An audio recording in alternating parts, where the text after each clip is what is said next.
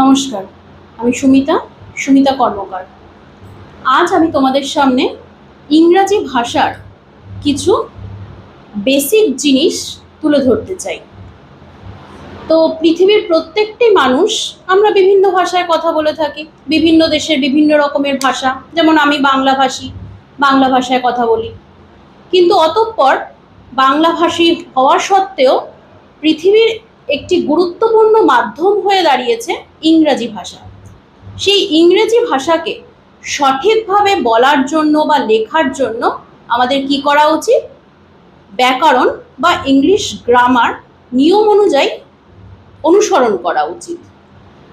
সেই নিয়ম অনুযায়ী যদি অনুসরণ করতে চাই তো আমরা বই পড়তে হবে, বইয়ের নিয়মাবলীকে সঠিকভাবে অনুসরণ করতে হবে। তো সেটাই আমি তোমাদের সামনে তুলে ধরব, অর্থাৎ ইন্ট্রোডাকশন অফ গ্রামার, যেটার সাহায্যে আমরা শিখতে পারবো কিভাবে ইংলিশে কথা বলতে হয়, কিভাবে ইংলিশ লিখতে হয়।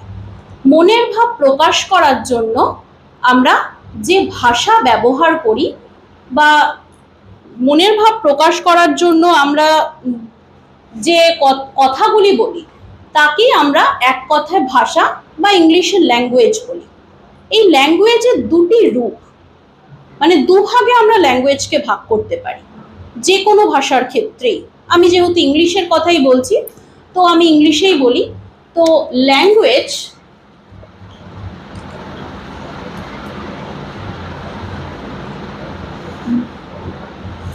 দুটি রূপ।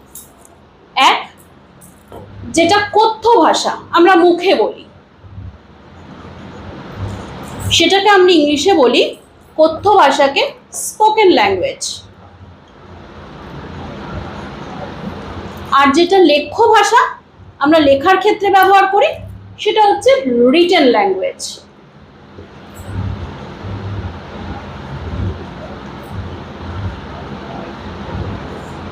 এই স্পোকেন ল্যাঙ্গুয়েজ অথবা রিটেন ল্যাঙ্গুয়েজ যেটাই আমরা ভাষার ক্ষেত্রে ব্যবহার করব তার জন্য আমরা সঠিক নিয়মাবলী অনুসরণ করতে হবে।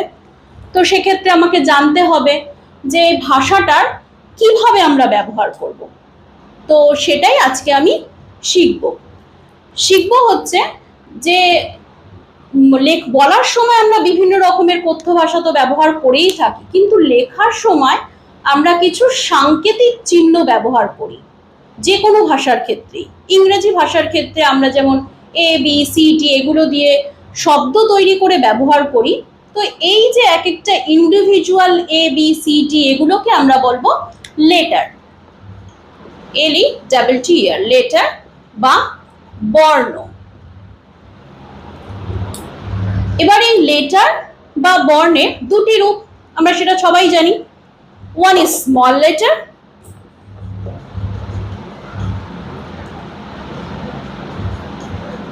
and other is capital letter.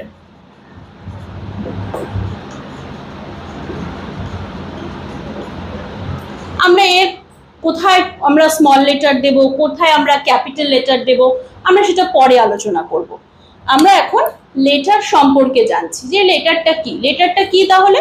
এ থেকে জেড পর্যন্ত আমরা ইংরেজি বর্ণমালায় যে 26টি বর্ণ বা লেটার পাই তাকে আমরা ইন্ডিভিজুয়ালি লেটার বলি। আর একত্রে এ থেকে জেড পর্যন্ত বর্ণমালাকে বলা হয় অ্যালফাবেট। অ্যালফাবেট বা বাংলায় আমরা এটাকে বলবো বর্ণমালা। তো এই অ্যালফাবেটকে আমরা দুটি ভাগে ভাগ করতে পারি, কি? Vowel and consonant. সেটা আমরা ছোটবেলা থেকেই শিখে এসেছি যে ভাওয়েল, কনসোনেন্ট। তো আজ আমরা সেই বিষয়গুলোতে একটু ডিপলি শিখবো যে what is vowel and what is consonant. তো অ্যালফাবেট দুভাগে বিভক্ত। One is vowel and other is consonant. Vowel কোনগুলো? এ থেকে জেড পর্যন্ত আমি 26টি লেটার বললাম। তো এ থেকে জেড পর্যন্ত এই লেটারগুলোর মধ্যে যে লেটারগুলো অন্য কোনো লেটারের সাহায্য ছাড়াই উচ্চারিত হতে পারে তাকে আমরা ভাওয়েল বা স্বরবর্ণ বলবো। বাংলায় একে বলে স্বরবর্ণ। তাহলে কি হলো, এ থেকে জেড পর্যন্ত এই 26টি লেটারের মধ্যে যে লেটারটি বা যে লেটারগুলি অন্য কোনো বর্ণের সাহায্য ছাড়াই উচ্চারিত হতে পারে তাকে বলা হয় ভাওয়েল বা স্বরবর্ণ। এবং এই ভাওয়েল বা স্বরবর্ণ কোনগুলো? এগুলো হচ্ছে এ, ই, আই, ও, ইউ। এই 5টি কিন্তু অন্য কোনো বর্ণের সাহায্য ছাড়াই উচ্চারিত হতে পারে। দ্যাটস ওয়াই এগুলোকে আমরা ভাওয়েল বা স্বরবর্ণ বলবো। এবার আসি কনসোনেন্ট কাকে বলে। তাহলে এই 26টি থেকে যদি আমরা 5টি লেটার বাদ দিয়ে দিই তাহলে আমাদের কি থাকে? 21টি বর্ণ। এই 21টি বর্ণকে বা লেটারকে আমরা ব্যঞ্জন বর্ণ বলবো, কনসোনেন্ট বা ব্যঞ্জন বর্ণ। কেন এগুলোকে কনসোনেন্ট বা ব্যঞ্জন বর্ণ বলবো? এখানে যেমন বললাম যে এই লেটারগুলো অন্য কোনো বর্ণের সাহায্য ছাড়াই উচ্চারিত হতে পারে, that's why they are vowels. কিন্তু এখানে কেন কনসোনেন্ট বলছি? এই যে কনসোনেন্ট, এই 5টি লেটার বাদ দিয়ে বাকি যে 21টি লেটার রয়েছে এগুলোকে আমরা কনসোনেন্ট বলবো, কারণ এই 21টি বর্ণ ভাওয়েলের সাহায্য ছাড়া উচ্চারিত হতে পারে না, এরা নিজেদের মধ্যে উচ্চারিত হতে পারে না। অ্যাজ ফর এক্সাম্পল, এগুলো বাদ দিয়ে আমি এরপরে কি আসে? বি। বি, তো এই বিটা উচ্চারণের সময় আমাকে কিভাবে করতে হয়? B, B plus E. তাহলে ইটা আমার কি? ইটা আমার ভাওয়েল। তাই বি উচ্চারণের সময় কিন্তু আমরা একা উচ্চারিত করতে পারছি না, তার জন্য আমার ভাওয়েলের সাহায্য নিতে হচ্ছে। সেই জন্য এই যে 5টি বর্ণ বাদ দিয়ে যে 21টি বর্ণ রয়েছে তাদেরকে আমরা কনসোনেন্ট বা ব্যঞ্জন বর্ণ বলবো। এগুলো ছাড়াও আমরা আরেকটি বিষয় সম্পর্কে জানবো, মানে এই alphabet are divided into 2 parts, one is vowel and other is consonant.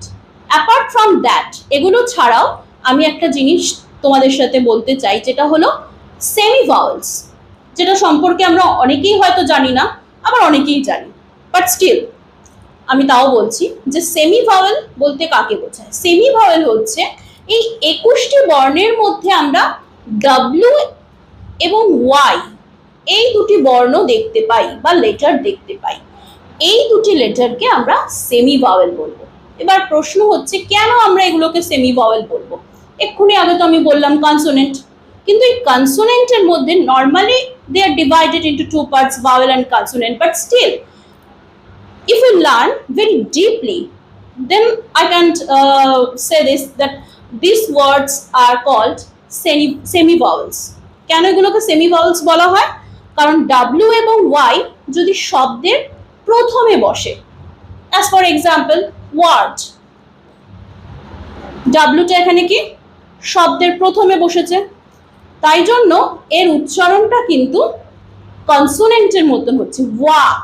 এই যে ডাব্লিউর উচ্চারণটা ওয়ার মতন হচ্ছে, তো এই যে কনসোনেন্ট অর্থাৎ ব্যঞ্জন ধ্বনির মতন উচ্চারণ হচ্ছে বলে ডাব্লিউটা কিন্তু শব্দের প্রথমে বসার সময় কনসোনেন্টের মতন আচরণ করছে।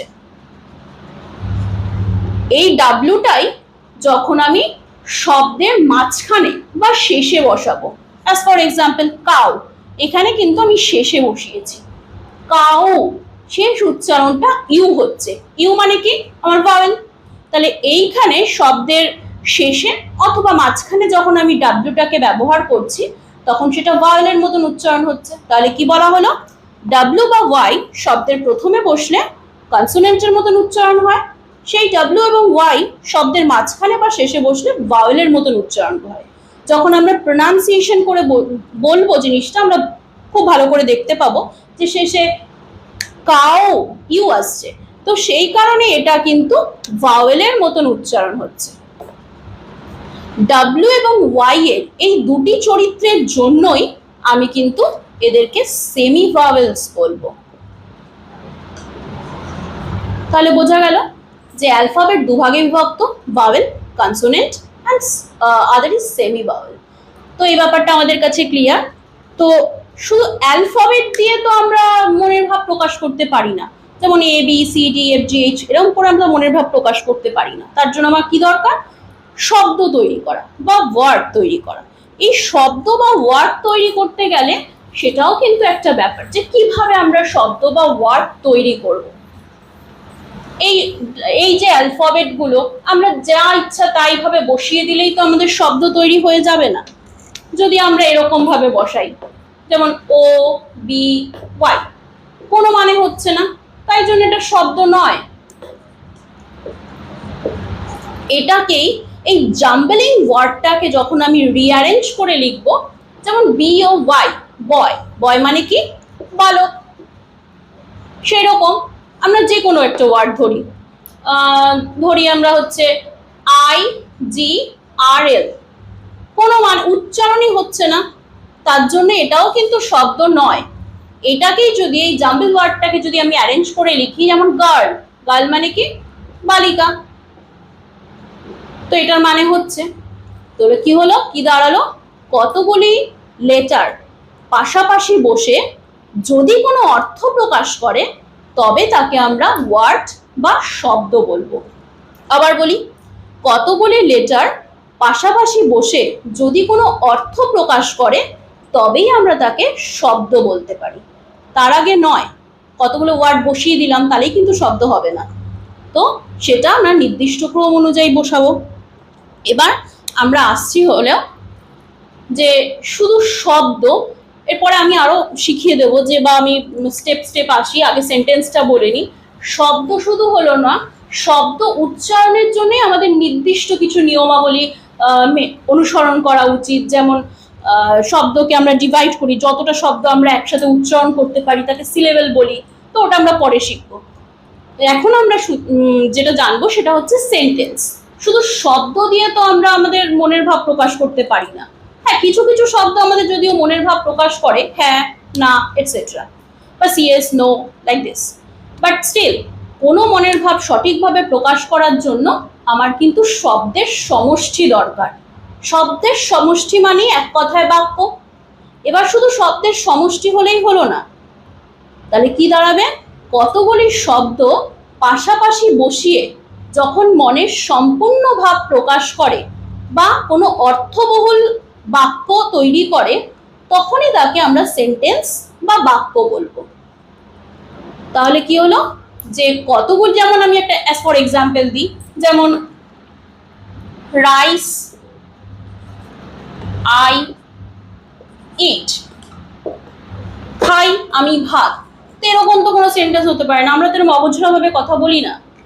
তো এই যে ব্যাপারটাকে আমি যদি সঠিক ক্রম অনুযায়ী সাজাই, আই ইট রাইস মানে আমি ভাত খাই, তবে কি আমার একটা মনের ভাব প্রকাশ করছে, তো তাহলে আমরা এটাকে বাক্য বা সেন্টেন্স বলবো।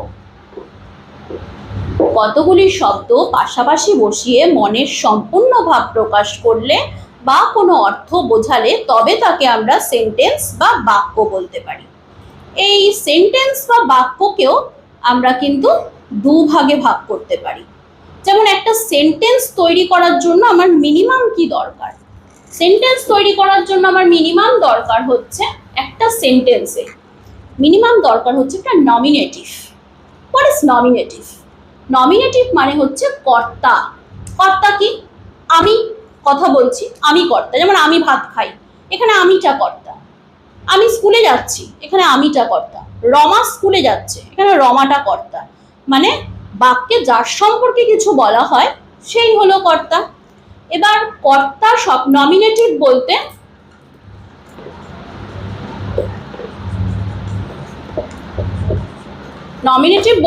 কর্তা। কর্তা কি? নাউন হবে বা প্রোনাউন হবে, ঠিক আছে? নাউন মানে হচ্ছে বিশেষ্য, প্রোনাউন মানে হচ্ছে সর্বনাম। এবার আমরা পরে স্টেপ স্টেপ শিখবো যে what is noun and what is pronoun, but still আমি একটা মাইল্ড আইডিয়া দিয়ে রাখি যে নাউন মানে হচ্ছে যে কোনো কিছু নাম, যেমন রাম, শ্যাম ইত্যাদি, lots of names are there. আর প্রোনাউন বলতে কি? নামের পরিবর্তে যে সর্বনামগুলো ব্যবহার করা হয়, যেমন তিনি, সে, তুমি, আমি, এগুলোকে বলা হয় সর্বনাম, বাংলায়, ইংরেজিতে বলা হয় প্রোনাউন। তাহলে বাক্য তৈরি করতে গেলে আমার সর্বপ্রথম যেটা দরকার সেটা হচ্ছে একটা নমিনেটিভ মানে কর্তা, এবং তারপরে আমার কি দরকার, তারপরে দরকার হচ্ছে একটা ভার্ব। ভার্ব না হলে সেন্টেন্স হয় না। যেমন একটা সিম্পল সেন্টেন্স, হি ইটস, সে খায়, তাহলে সেটা হচ্ছে এখানে নমিনেটিভ আর ইটসটা হচ্ছে এখানে ভার্ব। এরপরে যদি আমরা তাকে প্রশ্ন করি যে সে কি খায়, তখন আমার একটা প্রশ্ন থাকবে, তখন আমি সেন্টেন্সটাকে আবার লিখলাম, হি ইটস রাইস, সে ভাত খায়। তাহলে কি দাঁড়ালো, এটা হচ্ছে নমিনেটিভ, এটা হচ্ছে আমার ভার্ব, আর এটা হচ্ছে আমার অবজেক্ট।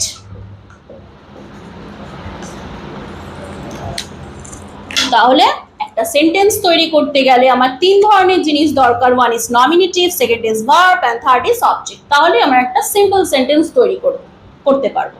এবার কিভাবে আমি সেন্টেন্স তৈরি করব, তার জন্য আমাকে স্টেপ বাই স্টেপ আমাকে গ্রামারটা অনুসরণ করতে হবে, আমি পরে আসছি সেটা। যেহেতু আমি সেন্টেন্স তোমাদেরকে কি বললাম, সো আমি তাই জন্য এইটুখানি তোমাদেরকে বলে দিলাম। তো আজ আমি ভিডিও এখানেই শেষ করছি। এরকম ধরনের ভিডিও যদি আরও দেখতে চাও তাহলে আমাকে ফলো করো। সো ভালো থাকবে, সবাইকে ভালো রাখবে এবং খুব ভালো করে ইংলিশটাকে পড়বে। So by.